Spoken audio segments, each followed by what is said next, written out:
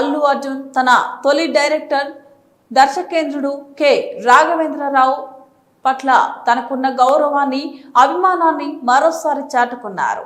రాఘవేంద్రరావు పుట్టినరోజు సందర్భంగా బన్నీ ఓ ప్రత్యేకమైన కానుక ఇచ్చి ఆయన సర్ప్రైజ్ చేశారు. తన కార్యాలయం ప్రవేశ ద్వారం వద్ద నా తొలి దర్శకుడు అనే క్యాప్షన్తో రాఘవేంద్రరావు ఫోటోను అల్లు అర్జున్ ఏర్పాటు చేయడం విశేషం. శుక్రవారం రాఘవేంద్రరావు తన పుట్టినరోజు జరుపుకున్నారు.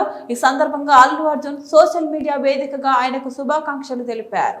నా గురువు గారు రాఘవేంద్రరావు గారికి పుట్టినరోజు శుభాకాంక్షలు.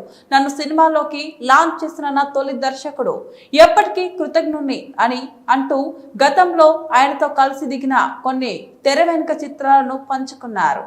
2003లో వచ్చిన గంగోత్రి సినిమాతో అల్లు అర్జున్ ను హీరోగా వెండితెరకు పరిచయం చేసింది రాఘవేంద్రరావు అన్న సంగతి తెలిసిందే.